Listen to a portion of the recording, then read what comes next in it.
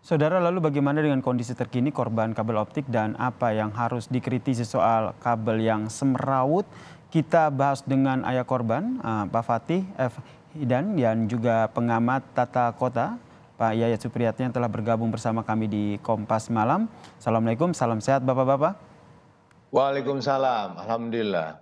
Nah, saya ke Pak Fatih dulu. Pak Fatih, turut prihatin dengan kejadian yang menimpa anak Anda begitu. Kondisinya saat ini seperti apa, Pak Fatih? Kondisi saat ini anak saya masih belum bisa berbicara, Pak, karena suaranya memang tidak sampai ke atas karena nafasnya hanya sampai di area leher bawah saja.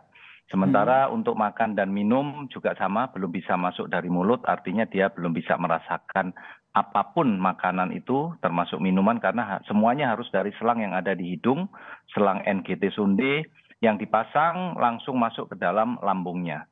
Seperti itu, Mas. Kondisi ini sudah, tapi kalau kita lihat dari kondisi 7 bulan yang lalu, memang progres kesembuhannya ini seperti apa, Pak Fatih?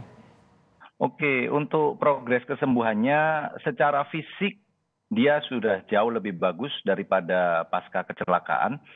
Artinya sekarang sudah bisa jalan, sudah sedikit lebih mandiri lah untuk ke kamar mandi, itu pun sudah bisa dilakukan.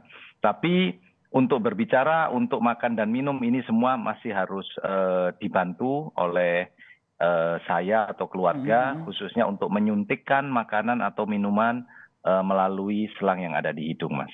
Ini 7 bulan, waktu yang tidak sebentar begitu. Luar biasa. Luar biasa. Kemudian apa langkah penyembuhan yang sedang dilakukan dan rencana kedepannya seperti apa, Pak Fatih? Saat ini anak saya menjalani proses pengobatan di RSCM. Setelah sebelumnya pasca kecelakaan itu langsung masuk ICU dan dioperasi di Rumah Sakit Fatmawati. Selama di RSCM itu sekarang menjalani proses rehabilitasi, kemudian juga harus rutin kontrol ke beberapa dokter spesialis seperti spesialis THT, spesialis paru, spesialis saraf, spesialis ortopedi. Jadi cukup banyak dokter spesialis yang menangani anak saya karena memang kecelakaannya ini sangat-sangat luar biasa lah, gitu Mas. Baik, kemudian apa langkah selanjutnya, upaya ataupun tuntutan yang mungkin akan diambil begitu atau akan ditempuh, Pak Fatih?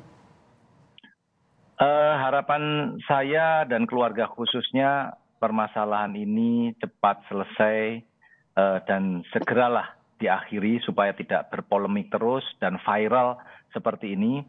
Artinya harapan saya ingin sekali bisa menyelesaikan ini dengan pihak provider terkait yang bertanggung jawab dan kita selesaikan secara kekeluargaan.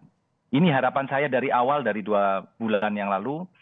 Saya berharap bisa bertemu dengan manajemen yang memang bisa memutuskan, bukan bertemu dengan staf, bukan juga bertemu dengan pihak pengacara daripada provider tersebut. Kenapa? Harus bertemu dengan manajemen dan kita bicara baik-baik sebelum anak saya kecelakaan kondisi seperti apa, kemudian kecelakaannya seperti apa, sampai kemudian fakta saat ini anak saya kondisinya bagaimana dan rencana pengobatannya bagaimana, kemungkinan sembuhnya juga seperti apa. Ini yang saya perlu duduk bersama dengan pihak-pihak terkait, manajemen dari provider itu, Mas. Itu harapan saya, itu aja. Jangan sampai masuk ke ranah hukum harapan saya. Itu aja, Mas. Saya ke Pak Yayat, sebagai pakar tata kota, Mas Yayat, apa yang menjadi catatan Anda nih terkait dengan kasus yang menimpa yang terjadi ini? Ini kan kasus yang sudah sering terjadi ya. Persoalan ini memang model bentuk kesemrawutan tata utilitas kota. Persoalannya kan menjadi lebih parah lagi ketika mekanisme pasar berlaku di mana provider bisa membangun di mana saja. Nah, model DKI sebetulnya sudah ada pergub yang kita tahu, Pergub 106 2019. Tetapi ada khusus pasal 18. Kalau DKI itu memang sedang mengarah ke model ducting ya, di bawah tanah dengan satu saluran. Tetapi di dalam pergub ini ada satu pasal yang menarik, di pasal 18 itu di poin ayat 2 butir A, itu dikatakan setiap pemasangan utilitas itu, poin A adalah tidak mengganggu keamanan dan keselamatan pengguna jalan. Nah, itu poin sangat menarik menurut saya. Karena selama ini, kalau poin ini tidak terperhatikan, ini ada proses persoalan di dalam pemasangannya. Tinggal bagaimana mekanisme aturan hukum bagi pelanggaran. Memang salah satu syarat dikatakan di dalamnya adalah setiap pemasangan itu harus dievaluasi, diawasi oleh dinas teknis. Nah, yang menjadi pertanyaannya, di dalam aturan itu memang kalau terjadi misalnya pada poin keselamatan pengguna jalan itu terganggu atau menjadi korban, tidak ada di situ aturan, hanya persoalan sanksi pencabutan izin kegiatan. Oke, Jadi hanya ada sanksi izin pencabutan kegiatan. Sehingga tadi kalau kita dengarkan apa yang disampaikan oleh Pak Fatih begitu, diharapkan ada itikat baik dan juga proses selanjutnya, jangan sampai karena hukum begitu. Proses ini ya, bisa diambil ataupun ditempuh oleh Pak Fatih selaku ayah korban? sebetulnya bisa, karena sebetulnya kalau mengacu kepada Undang-Undang Penataan Ruang, itu dikatakan setiap pembangunan jaringan utilitas kota yang berimplikasi kepada persoalan kerugian materi atau ada korban jiwa, itu bisa dibawa ke ranah itu.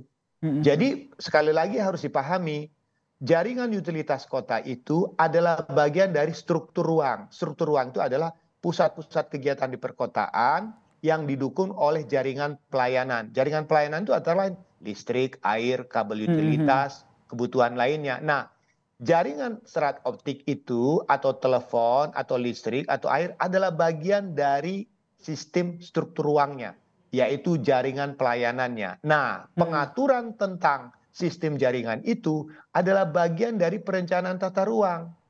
Nah, Baik. disinilah menjadi persoalan, aturan teknisnya sudah dikeluarkan oleh peraturan gubernur. Tinggal kalau ingin diberikan suatu bentuk, katakanlah ganti rugi atau pidana jika terjadi pelanggaran, tinggal dilihat dari aturan ketentuan yang mengatur tentang rencana tata ruang di dalamnya. Jadi Pak Yayat, menurut Anda bentuk tanggung jawab dari pemilik kabel yang akhirnya yang akhirnya terjadi pada kasus ini nih, bentuk tanggung jawabnya seperti apa harusnya? Ya, pertama satu, apakah ada unsur ketidakprofesional dalam pemasangannya? Di dalam pergub itu sudah diatur bagaimana mekanisme pemasangan, tapi memang harus diakui aturan pergub ini muncul ketika mekanisme lama masih berjalan, yaitu pemasangan dengan model yang seperti sekarang ini. Ini yang menjadi persoalan paling besar karena di dalam izin pemberian terkait kegiatan itu belum menjalankan sepenuhnya mekanisme seperti apa yang dibuat di dalam pergub tersebut. Pergub ini berharap DKI itu membuat sistem utilitas terpadu dengan model ducting. Nah, disinilah yang sebetulnya ada tanggung jawab pemerintah daerah juga.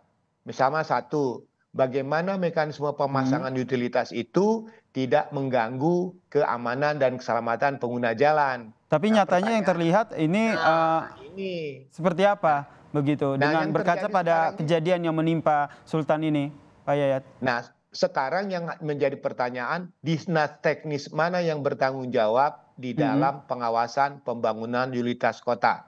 Apakah PU-nya, apakah dinas SDM-nya atau dinas lain yang punya tanggung jawab dalam konteks prasarana dan sarana perkotaan? Kalau saya mengatakan kalau dinas terkait ya dinas PU-nya misalnya, karena itu terkait dengan jaringannya. Atau Oke. misalnya ada dinas teknis lain, apakah Cipta Karya atau dinas lain yang menjadi penanggung jawab di dalam perintah dari isi Pergub tahun 2019 ini. Kenapa saya tanyakan ini Pak Yayat? Karena jangan sampai karena ini tumpang tindih, jadi ujung-ujungnya malah saling lempar tanggung jawab begitu. Saya ke Pak Fatih dulu. Ketika ini kasus menimpa anak Anda begitu, akhirnya siapa saja pihak-pihak yang akhirnya sudah menunjukkan itikat baik bertanggung jawab atas kejadian yang menimpa anak Anda ini, Pak Fatih? Ya, Mas, sampai detik ini belum ada sama sekali pihak yang menunjukkan itikat baik dan menunjukkan tanggung jawabnya. Artinya, saya terus terang tidak tahu peraturan, aspek hukum, dan seterusnya terkait hal ini. Ya ini pun karena saya tahu dan Bali Tower atau provider ini sudah mengakui sebagai pemiliknya, saya hanya memohon kepada mereka saja. memang di balik ini setelah saya mendengar apa yang disampaikan Kang Yayat tadi, saya baru terpikir, apakah pemerintah dalam hal ini Pemda DKI memiliki tanggung jawab khususnya pengobatan anak saya. Ini saya baru kepikir ini.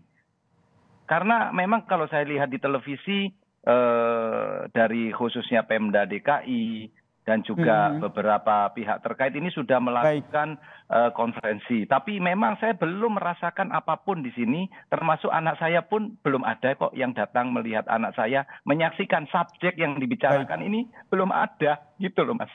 Baik. Kita berharap ya ada keadilan begitu dan juga tanggung jawab yang terjadi ataupun yang nantinya akan terjadi terkait dengan kejadian yang menimpa anak Anda, Pak Fatih. Terima kasih Pak Fatih dan juga pengamat tata kota Pak Yayat Supriyatna telah berbagi informasi dan juga perspektifnya terkait dengan kejadian ini di Kompas Malam. Salam sehat Bapak-bapak.